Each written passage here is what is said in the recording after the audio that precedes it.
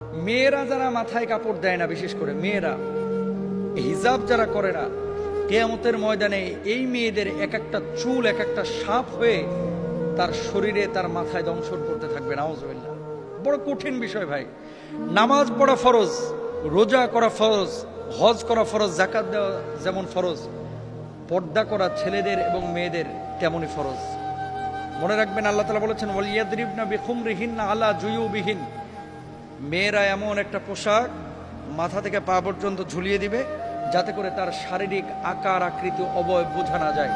আজকে সামান্য একটু ফ্যাশন করার জন্য, নিজেকে জাহের করার জন্য, প্রেজেন্ট করার জন্য, মানুষের সামনে আমার সিল্কি চুলগুলোকে প্রকাশ করার জন্য আজকে আপনি যে পর্দার খেলাফ কাজটা করতেছেন, এই সিল্কি চুলগুলোই কিয়ামতের ময়দানে এক একটা ওই রাসেল ভাইপারের মতো আক্রমণাত্মক হয়ে যাবে। এই চুলগুলো আপনাকে মাথার উপরে দংশন করবে। কেন আমরা বুঝি না? ছেলেরা এবং মেয়েরা দুপক্ষকে পর্দা করতে হবে, চোখটাকে অবনমিত রাখতে হবে। মেয়েদের পর্দা তো পুরো শরীর, আর ছেলেদের পর্দা হচ্ছে নাভি থেকে নিয়ে হাঁটু পর্যন্ত। এই অংশটা যদি এক চুল পরিমাণ কেউ খোলা রাখে, আল্লাহর আদালতে তারা দাঁড়াইতে হবে। তো মেয়েরা মুখমণ্ডল, হাতের তালু, পায়ের পাতা এগুলো বাড়ির মধ্যে খোলা রাখতে পারে, আর বাইরে চেষ্টা করবে পুরো হিজাব মেনটেন করে তার সৌন্দর্য যাতে করে প্রদর্শন না হয়। ছেলেরাও চক্ষুকে অবনমিত রাখবে, তার লজ্জাস্থানকে ঢেকে রাখবে।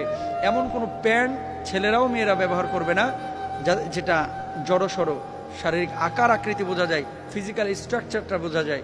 এটা সম্পূর্ণরূপে হারাম। আল্লাহ বোঝার তৌফিক দান করুন।